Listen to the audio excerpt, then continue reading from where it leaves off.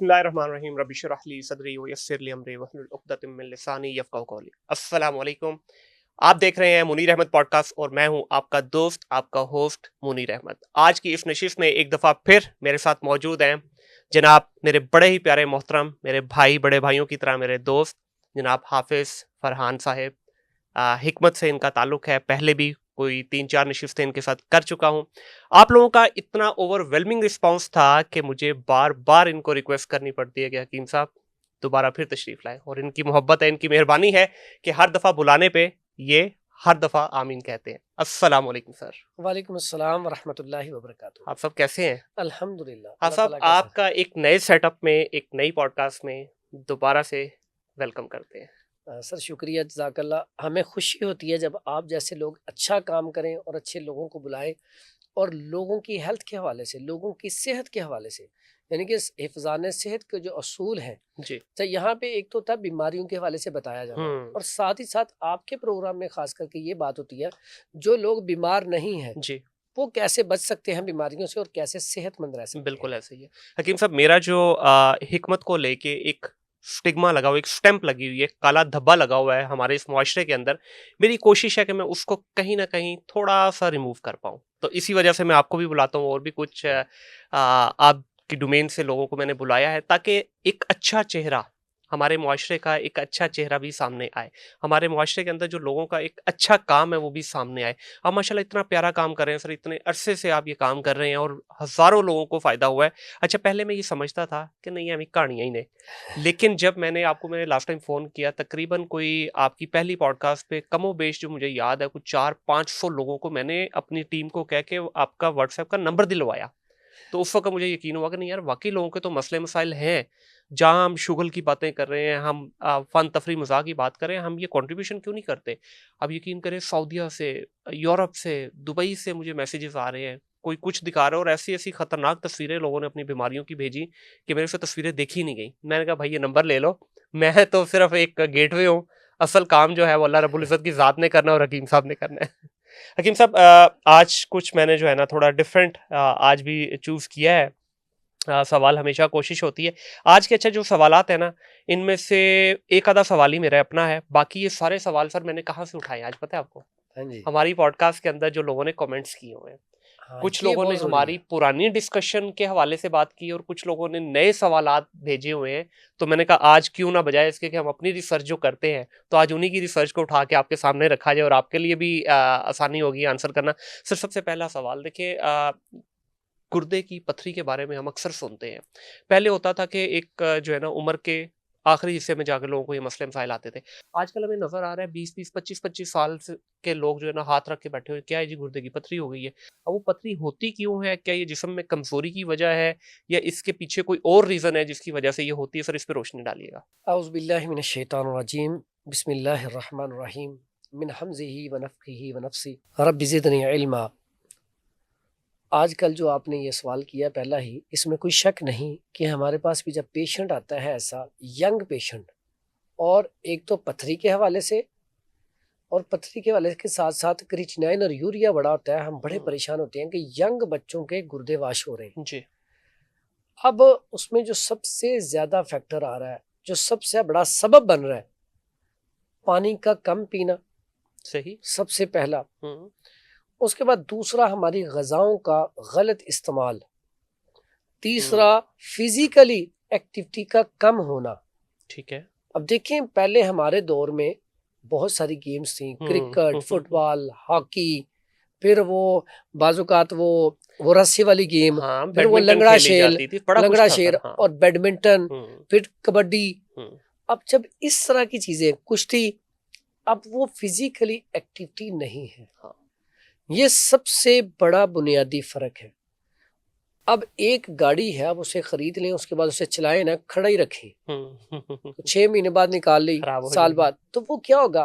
वो सारे उसके जो जॉइंट है, जंग आ जाएगा, ठीक है, जाम हो जाएंगे। अगर आपकी बॉडी भी ऐसे ही, आपने खाया पिया सो लिया, खाया पिया सो लिया, आप एक्टिविटी में शामिल नहीं है, आप वर्जिश नहीं करते, हुँ, तो फिर आपके अंदर ये बीमारियां कैसी आती हैं? जब हम खाते हैं, टेक किया, खाया, उसके बाद उसे डाइजेस्ट नहीं किया, बिल्कुल। तो फिर लीवर फैटी हो जाता है। जब लीवर हुँ, फैटी होता है, तो इसका मतलब अगला क्या होता है कि आपके पित्ते में पथरी आ गई, हाँ। या आगे कुछ अरसा जाके गुर्दे में पथरी आ गई। हम्म, अब लिवर फैटी होता है, कोलेस्ट्रॉल बढ़ना शुरू हो जाता है, ट्राइग्लिसराइड बढ़ना शुरू हो जाता है। हम्म, फिर हम उसमें क्या करते हैं, मुरगन अगजिया का इस्तेमाल बहुत करते हैं, राइस चावल का इस्तेमाल बहुत करते हैं। तो जो मुरगन अगजिया बहुत खाते हैं, जो राइस का इस्तेमाल बहुत करते हैं, कोल्ड ड्रिंक का इस्तेमाल बहुत करते हैं, चाय का इस्तेमाल बहुत ज़्यादा करते हैं, तो ऐसे पेशेंट फिर एक्सरसाइज नहीं करते, तो उसकी वजह से गुर्दों में भी पथरियाँ आ जाती हैं और पित्ते में भी पथरी आ जाती है। बिल्कुल सही है। तो ये इसका सबसे बड़ा इसका सबब है। ठीक है। अच्छा, हिकमत के अंदर सर इसका कोई इलाज है आसान? क्योंकि आजकल अगर इंग्लिश इलाज की बात करें तो उसमें तो रेजर से जो है ना, और उसे लेजर से जो है वो रिमूव कर देते हैं, पता भी नहीं चलता। तो हिकमत के अंदर इसका कुछ है? जी, इसमें इलाज बड़ा सादा सा है, जी। बड़ा सिंपल सा। एक तो एक्सरसाइज शुरू करें, हम्म। वॉक शुरू करें, ठीक पानी है। का ज़्यादा इस्तेमाल करें। फिर हम्म। उसके बाद एक नुस्खा बता देता हूँ, बड़ा सादा सा है। बखड़ा, खार खस्क ये ले लें। ठीक है। उसके बाद दाल कुलत्थी ले लें, सरफूका ले लें। उसके बाद तुख्मे कासनी ले लें, सौंफ ले लें, तुख्मे खरबूजा ले लें, खरबूजे के बीज ले लें, और उसके बाद छलियों के बाल ले लें। ठीक है। बस ये जो मैंने 7-8 चीज़ें गिनवाई है ना, 1.5 लीटर पानी जब उबलना शुरू हो जाए, उसके बाद इसमें से बखड़ा 1 चम्मच, बाकी सारी थोड़ी थोड़ी चीज़ें ना ठीक है। चम्मच का चौथाई हिस्सा इसमें डाल दें। डाल के ऊपर से ढक्कन बंद करके नीचे से आंच बंद कर दें। बिल्कुल सही। ठीक है। अब 5 मिनट तक पड़ा रहे, वो आपका कहवा तैयार हो गया। 1.5 लीटर तकरीबन ये पानी डालना है, तो 1.5 लीटर पानी पूरे दिन में पीना है। तो इंशाल्लाह अल्लाह के हुक्म से 3 दिन बाद या 7 दिन बाद पथरी निकल जाएगी। ठीक है। अगर ऐसा होता है कि बाजू का आपने इस्तेमाल किया, पथरी नहीं निकली, तो फिर आप किसी भी अच्छे तबीब से रब्ता करके आप उससे अद्वियात लें, उसको अपना पूरा मसला बताएं, अल्ट्रासाउंड करवाएं कितने mm की है, फिर साथ इसके दवाई का इस्तेमाल किया जाए। वैसे आम रूटीन में ये कहवा ही काफ़ी है, इससे अल्हम्दुलिल्लाह एक नहीं बहुत सारे लोगों का ना ये पथरी वाला मामला हल हो गया है। इसमें एक सादा सा नुस्खा मैं एक बता देता हूँ। हिजरुल यहूद मिल जाता है आम मार्केट से पत्थर, उसका फाइन पाउडर करके अगर उसकी 3 पुड़िया बना ली जाए, और कोल्ड ड्रिंक वैसे हम मना करते हैं, लेकिन वाइट वाली कोल्ड ड्रिंक अगर लेके उसके साथ उसे इस्तेमाल किया जाए तो 3 पुड़ियों से भी बाजुकात पथरी निकल जाती है। बिल्कुल सही। अच्छा, अगला सवाल हकीम साहब इस पे ये बनता है कि इसकी कोई इनिशियल स्टेजेस जो होती हैं पता चल जाए, क्योंकि आजकल देखें जैसे मैंने कहा कि 25-25 साल के बच्चे जो हाथ रख के बैठे हुए हैं, तो कोई ऐसी अलामात हैं सर जिससे आपको पता चल जाए हाँ जी ये अभी पथरी की तरफ आपकी गेम ऑन होने वाली है, तो पहले ही थोड़ी एहतियात कर लें? इसमें सबसे पहला इशू होता है अलामत में। ठीक है। कैसे जाहिर होगा? पेशाब रुक रुक के आना शुरू हो जाता है। ओके। बाज़ औक़ात पेशाब जलन के साथ आना शुरू हो जाता है। फिर आपके किडनी में फ्रंट पे या बैक पे पेन शुरू हो जाती है। फिर बाज लोगों को वॉमिटिंग आना शुरू हो जाती है। ये सारी की सारी ऐसी अलामत हैं जिससे आपको फौरी तौर पे पता चल जाता है। ठीक है। बाज़ औक़ात भूख में भी कमी आ जाती है, स्टूल सही पास नहीं होता। तो ये सारी अलामत, इनमें से कोई भी अलामत हो तो आप फौरन किसी अच्छे तबीब से चेकअप करवा लें। ठीक है। अच्छा, आपने कहा कि ये जो आपने 7-8 जड़ी बूटियां बताई इनसे भी हो जाता है, फिर ये आपने पत्थर का नाम लिया, इससे भी फर्क पड़ जाता है, तो क्या इसकी कुछ स्टेज भी है कि समटाइम होता है ना कि साइज इतना ज्यादा बढ़ गया कि अब भजन गल वध गई है, हुण तबीब को ले जाना है? अच्छा, इसमें ऐसा है कि कोशिश की जाए, अक्सर आपके प्रोग्राम में पहले भी बात की थी जी। आपको जब भी कोई मसला लगे, कोई परेशानी हो जाती है, तो आप फोन करके या व्हाट्सएप पे या जाके फिजिकली तबीब को ना जाके चेकअप करवाएं, अपनी रिपोर्ट्स करवाएं, रिपोर्ट्स करवा के अल्ट्रासाउंड इसका करवाया जाए, किडनी का जाके चेकअप करवाया जाए कितने mm की है। फिर वो आपको सही मशवरा दे पाएगा ये पथरी है कौन सी, ऑक्सीलेट है या फास्फेट है या यूरिक एसिड की है। ठीक है। अब जब आपको पता चल जाए फिर उसका इलाज आसान हो जाता है। अब यूरिक एसिड वाली पथरी बाज़-औक़ात नहीं निकलती। सही। जब उसमें वो कंडों वाली पथरी होती है, बाज़-औक़ात ये बहुत सारी दवाइयाँ देने के बाद भी नहीं निकलती, तो हम रिकमेंड करते हैं बाज़-औक़ात फिर हम किसका ऑपरेट करवा लिया जाए। ठीक है। तो ऐसा नहीं होना चाहिए कि आप बाज़िद रहें कि नहीं मैंने ऐसे दवाइयों से निकलवानी है। इससे फिर ये होता है बाज़-औक़ात पेशेंट जब उसका ट्रीटमेंट नहीं करवाता, उसका साइज बढ़ चुका है, वो खुरदरी है, कंडों वाली है, तो उसमें फिर आगे जाके आपको क्रिएटिनिन और यूरिया बढ़ सकता है, आपका गुर्दा ज़ाया हो सकता है। तो इसलिए आपने सिर्फ टोटकों पे नहीं रहना, आपने अपनी रिपोर्ट साथ जरूर करवानी है। अच्छा, इस पे सर एक मासूमाना सा सवाल यहाँ पे ये बनता है कि ये बनती क्यों, किस चीज से बनती है ये, मतलब इसकी है क्या, अज्जा क्या हैं जिनसे ये अच्छा अज्जा में ना, अज्जा में पता है मैंने आपको जो लफ्ज बताया था, अब जो गोश्त वाले हैं, जो गोश्त बहुत ज्यादा खाते हैं, प्रोटीन की ज्यादती हो जाती है। ठीक है। इसकी वजह से फिर यूरिक एसिड वाली बन जाती है। ओके। ठीक है। अब इसमें देखिए हम ना मिजाज के ऊपर चलते हैं।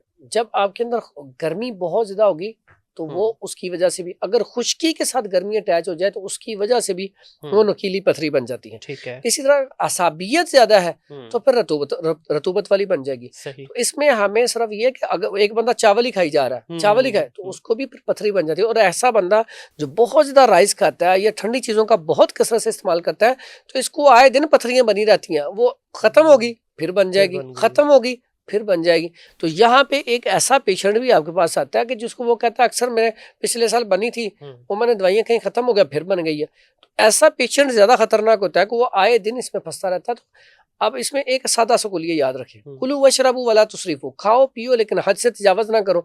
आप हर तरह की चीज खाएं, आप बीमार नहीं होंगे। सही। कई लोग बड़े फख्र से कहते हैं जी हम तो कद्दू तोरी टिंडे ही खाते हैं, तो उनका मिजाज फिर असाबी हो जाता है, पेशाब ज्यादा आना शुरू होता है, एक वक्त है, उसके बाद कमजोरी, जोफ, ताकत नहीं रहती। कुछ लोग आते हैं जी हम सिर्फ मटन बीफ चिकन ही खाते हैं, तो ये भी गलत है, ये आंतों में इन्फेक्शन पैदा कर देगा। उसकी मिसाल है कि आप जब जाते हैं बकरा ईद पे तो 3-4 दिन अगर मुसलसल आप मटन खा लेती हैं, चिकन वो खा लेते हैं, बीफ, तो डायरिया होता है। यहाँ ना एक सवाल ये बनता है कि सर अगर ये आप लोग भी कहते हैं, जितने तबीब हैं, डॉक्टर हज़रात भी ये चीज़ कहते हैं जी कोई भी चीज़ मुसलसल ना खाएं। सर मेरा यहाँ पे सवाल 2 लोगों के मुतालिक बनता है। सर पश्तून हमारे जितने भी हैं सर, उनकी तो हर खुराक के अंदर सिर्फ गोश्त ही होता है, छोटा गोश्त, उनको क्यों नहीं कुछ होता? फिर अगला भी सुन ले सर, बंगाली जितने भी हैं, ठीक है, हमारे बंगाली भाई वो तो खाते ही चावल है। वो कहते हैं जी हमारे यहाँ जब कोई बीमार होता है तो उसको रोटी दी जाती है वरना चावल खाते हैं। सर उन लोगों को क्यों नहीं होता? सर आपने बड़ा अच्छा सवाल उठाया, ये मुझसे पहले 2-3 दफा सवाल का जवाब हो चुका है। सर जो पख्तून है उनके अंदर गुस्सा क्यों ज्यादा होता है? आप लोग ये क्यों कहते हैं कि यार खान साहब बात बाद में सुनते हैं, पहले लड़ाई करते हैं? बुनियादी वजह क्या है? गोश्त खोर है ना वो, गोश्त। और ये मेरे दोस्त हैं, उनके घरों में ना जो मंगल बुध छुट्टी होती है वो पहले ला के रख लेती हैं। वाह वाह। लेकिन उनके अंदर गुस्सा बहुत ज्यादा होता है, इनका ब्लड प्रेशर हाई बहुत ज्यादा जल्दी हो जाता है, ठीक है। और जितने भी अब जो लोग पठान डेली गोश्त खाते हैं उनके अंदर एनर्जी बहुत होती है, लेकिन हद से ज्यादा गुस्सा, खून का अंदर जो है ना गरमाइश बहुत ज्यादा होती है। तो ये फॉल्ट है, ये अच्छी चीज नहीं है। और अक्सर आप देखते हैं इनकी लड़ाइयां खत्म नहीं होती। और यकीन करिए अब तो ये बहुत सारे लोग हमारे साथ, वो जो हमारे दोस्त रहते हैं, वो सब्जियां भी खाते हैं, फल भी, हर चीज खाते हैं। तो ये यहाँ पे हम ये नहीं कह सकते कि वो बहुत अच्छा, वो गलत कर रहे हैं। क्योंकि जब हमारे प्यारे नबी हजरत मोहम्मद सल्लल्लाहु अलैहि वसल्लम ने तरीका समझाया, आप नबी सल्लल्लाहु अलैहि वसल्लम को कद्दू शरीफ पसंद है तो हम कहें नहीं जी हम तो गोश्त ही खाएंगे या हम यही खाएंगे, ऐसा तो नहीं है। नबी सल्लल्लाहु अलैहि वसल्लम ने हर चीज खाई है, ठीक है। तो इसी तरह हमें भी हर चीज खानी चाहिए। अब आ जाए बात, आपने चावल की बात की। सर कश्मीरी भी चावल बहुत खाते हैं और बांग्लादेशी भी खाते हैं। अब बांग्लादेशी चावल जब खाते हैं तो ऊपर फिश डालते हैं।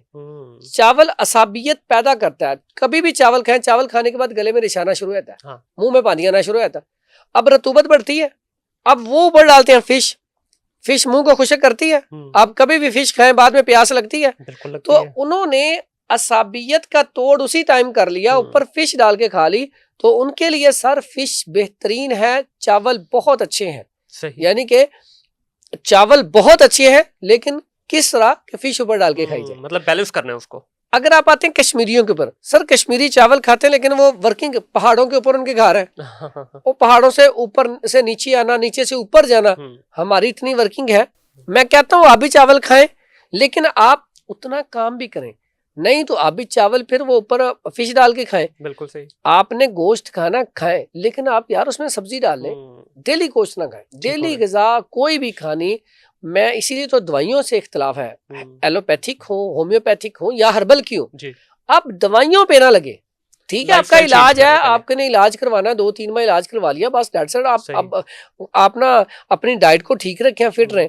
आप मुसलसल ब्लड प्रेशर की दवाई खा रहे हैं तो आपके किडनी फेलियर होना ही होना, आज नहीं होगा, 10 साल बाद हो जाएगा, 15 साल बाद होगा। आप शुगर की दवाई मुसलसल खा रहे हैं तो आप क्या समझते हैं आपके गुर्दे खराब नहीं होंगे? मुमकिन ही नहीं है। तो इसलिए दवाइयों से जान छुड़वाएं। बिल्कुल सही है।